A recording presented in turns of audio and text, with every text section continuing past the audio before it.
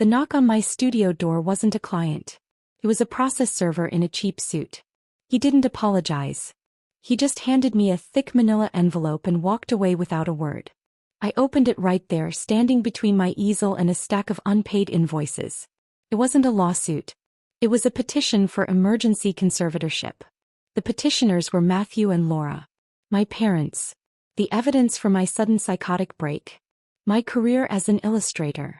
They weren't suing me for money. They were suing to own me because, according to them, my art wasn't a job. It was a symptom. Drop a comment and let me know where you're listening from and what time it is for you right now. I'd love to know who's part of our community. To understand the petition, you have to understand the house where it was drafted. I grew up in a Cambridge brownstone that felt less like a home and more like a mausoleum for unread books. My parents, Matthew and Laura, were tenured professors at universities that people paid six figures just to put on a resume. In their world, affection wasn't a right. It was a grant you had to apply for, and my application was rejected by the time I was 7. My sister Brooke was the project that got funding. She was efficient, cold, and brilliant in the way a scalpel is brilliant. She became a corporate lawyer before she turned 26, collecting degrees like other people collect stamps. She was the trophy they placed on the mantelpiece to prove their genetic superiority. I was the mistake they hid in the basement. I didn't want to debate ethics or analyze economic theory. I wanted to draw. I saw the world in color while they only saw it in black and white text. When I was 18, I got into one of the best art schools in the country. I brought the acceptance letter to the dinner table, naive enough to think they might be proud. My father didn't even look up from his journal. He just asked how I planned to pay for a degree in finger painting. They refused to contribute a cent. They told me that if I wanted to pursue a hobby instead of a career, I could finance it myself. So I did. I worked 3 jobs, took out loans that still keep me awake at night, and lived on coffee and anxiety. But here is the twist, the part that makes the petition in my hand burn. While they refused to acknowledge my career, they had no problem using me as a prop. They hosted these elaborate dinner parties for the academic elite, the kind of nights where the wine cost more than my monthly rent. They didn't hire caterers. They called me, "Victoria, darling, we need an extra set of hands." I became the unpaid help. I poured the vintage Bordeaux. I cleared the plates. And I listened. I listened to them explain me to their friends. That was where the seed was planted. That was where the whisper campaign began. They couldn't admit to their peers that their daughter was a struggling illustrator. That would imply a failure in their parenting algorithm. So they invented a narrative. I would be topping off a glass of water and hear my mother lower her voice, leaning in conspiratorially to the Dean of Humanities. "Victoria is taking some time," she would say, tapping her temple with a manicured finger. "She's always been fragile. We worry about her stability. The art is just therapy." They weren't protecting me. They were protecting their egos. By painting me as mentally unstable, my lack of academic prestige wasn't a reflection of my choice. It was a symptom of my illness. They turned my passion into pathology. For years, they watered that seed with pitying looks and heavy sighs, waiting for it to bloom into something they could use. I just never thought they would use it to try and lock me away the moment I finally became a threat. They thought I didn't hear them over the clinking of silverware. They thought I was too busy scraping their plates to notice they were scraping away my credibility. But I heard every word. And I realized, standing there in my studio with their legal declaration of war in my hand, that they had been building this cage for a decade. They just needed a reason to finally shut the door. 3 weeks later, my grandfather, Arthur, died. It wasn't sudden, but the finality of it hit like a gavel. The reading of the will was scheduled at his lawyer's office, a dusty, high-ceilinged library in Beacon Hill that smelled of old paper and intimidation. I arrived early, clutching my sketchbook like a shield. When my parents walked in, they looked less like mourners and more like board members arriving for a merger. Matthew wore his tweed jacket like armor. Laura had her hair pulled back so tight it looked painful. Brooke was with them, checking her watch, her thumbs flying over her phone screen. They nodded at me, the kind of polite, distant nod you give a stranger in an elevator. "Did you take your medication today, Victoria?" my mother whispered as she sat down next to me, her tone dripping with performative concern. "I'm fine, Mother," I said, staring straight ahead. The lawyer, Mr. Sterling, was an ancient man who looked like he had been carved out of mahogany. He sat behind a desk that seemed miles wide and cleared his throat. My parents leaned forward, practically vibrating with anticipation. They had been talking for years about the foundation. They planned to start with Arthur's money, a monument to their own intellect.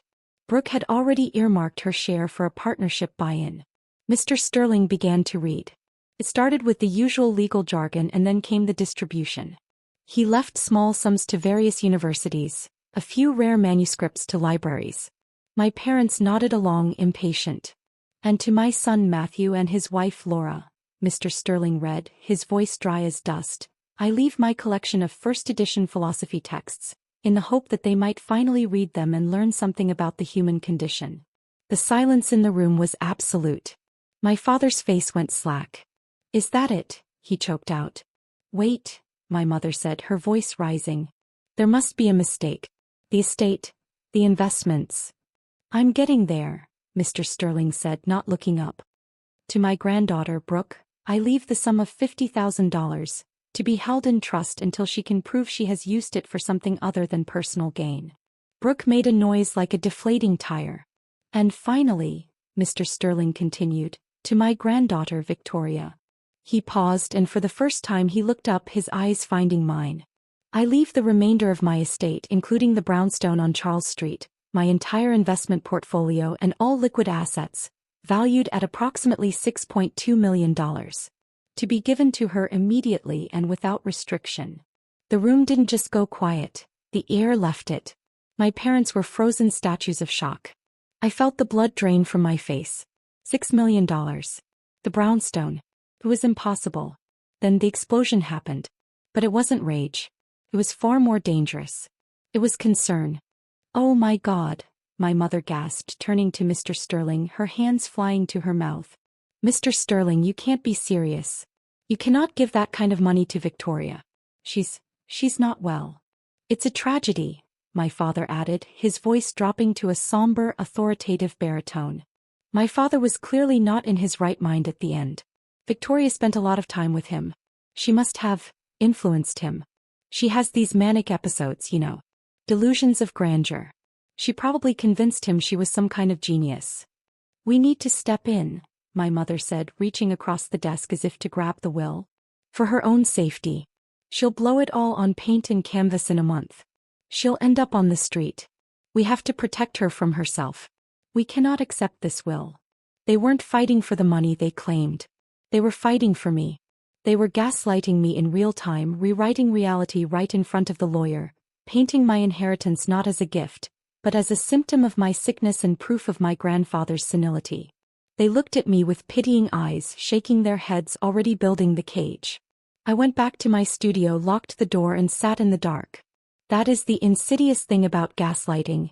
It doesn't need to be true to work. It just needs to find the crack in your armor that was already there. And my parents had spent 27 years chiseling that crack.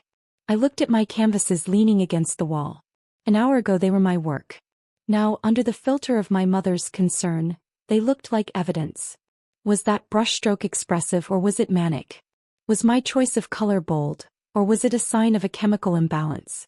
This is the invisible chain of the survivor. You leave the house, you pay your own rent, you think you're free. But the moment they speak, you are right back in the children's room, waiting for permission to trust your own reality. I sat there shaking, wondering if maybe they were right. Maybe I was the problem. Maybe I was just a broken thing that Arthur had pitted. I almost picked up the phone. I almost called my mother to say, okay, take it. Just make the noise stop. But I didn't call. I called Mr. Sterling instead.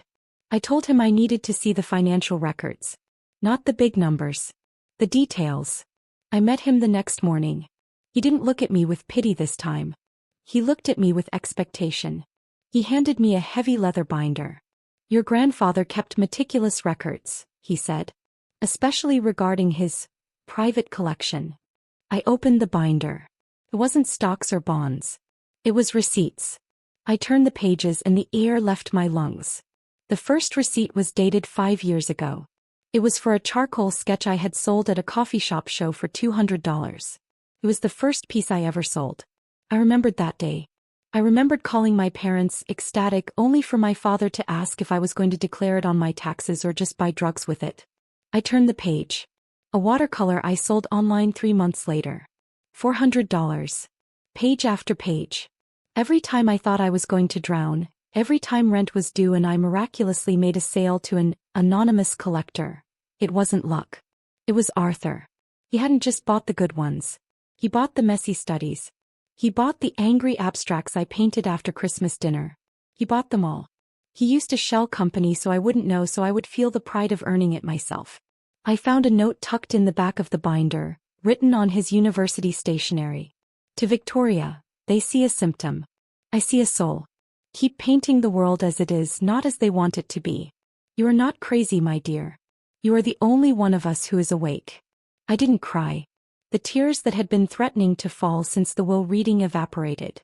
The invisible chain didn't just loosen, it shattered. My parents hadn't been protecting me from my own instability. They had been protecting themselves from my potential. They knew Arthur was funding me. They knew he valued my work. And that terrified them. Because if I wasn't the sick daughter, then they were just the cruel parents. I closed the binder. The doubt was gone. I wasn't a charity case. I was an investment. And my grandfather hadn't left me a fortune to be managed by the people who tried to erase me. He left me a war chest. I looked up at Mr. Sterling. I'm not signing anything over to them, I said. My voice didn't shake. I want to hire a lawyer. A shark. And I want to sue them for defamation. Mr. Sterling smiled, a dry, paper-thin smile. I was hoping you would say that. I have a name. The lawyer's name was Elena Vance. She didn't have an office in a glass tower. She operated out of a converted row house in the South End that smelled of espresso and aggressive litigation. She was a former student of my grandfather's, and she loathed my father with a precision that felt personal. Emergency conservatorship is a nuclear option, Elena said, reviewing the petition. They aren't just trying to control the money, Victoria. They are trying to erase your legal personhood. They are arguing that your reality is invalid. I know, I said. I want to file a countersuit. Defamation. Abusive process. I want to tear down the narrative they've built. Good, she said. Because I don't play defense. We spent the next week building our arsenal.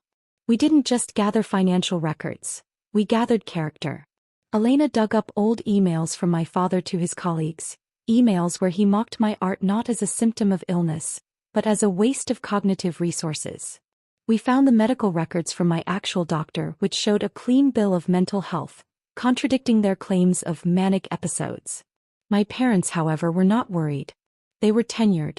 They were accustomed to lecture halls where no one interrupted them. When we served them with the countersuit, they didn't settle. They demanded a hearing.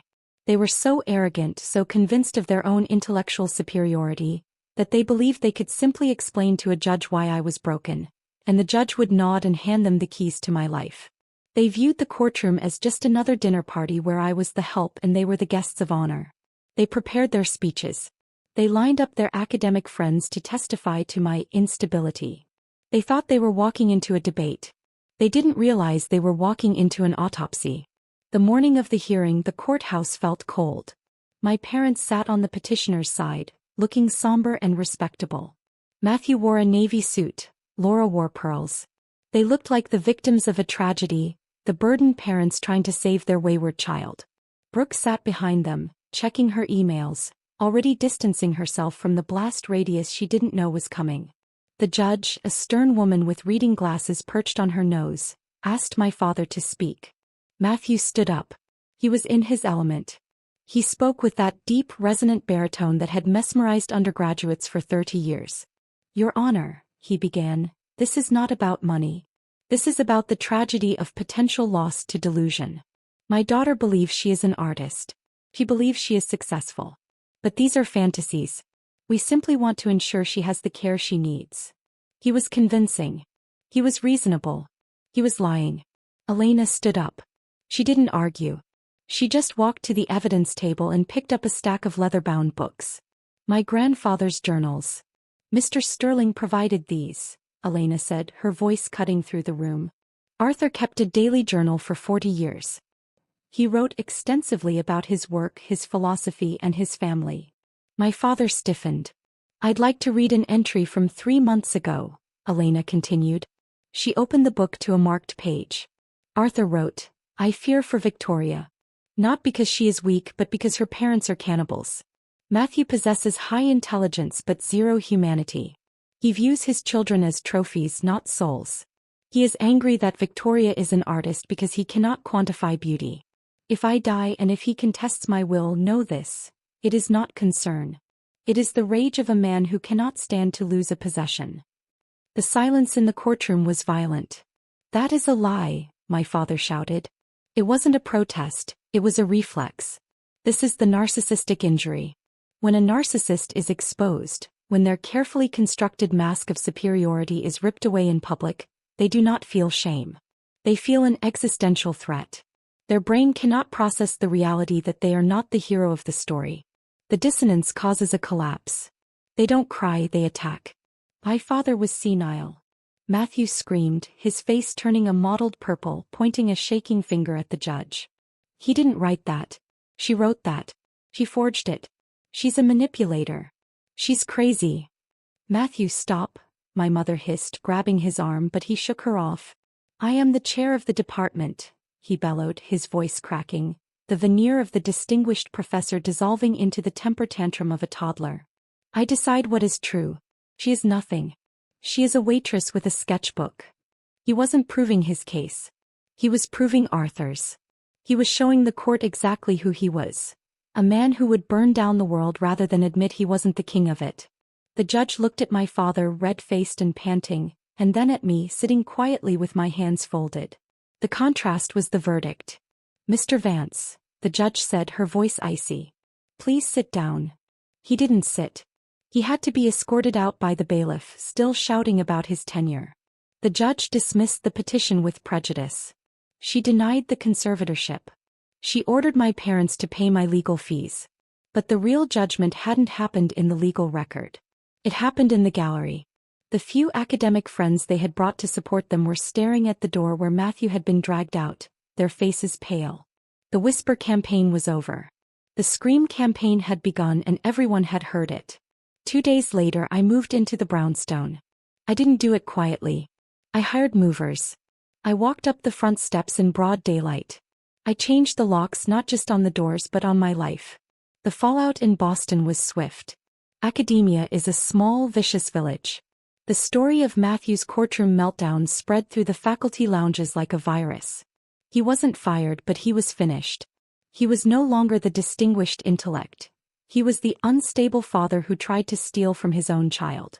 Laura retreated into silence, taking a sabbatical to avoid the stares.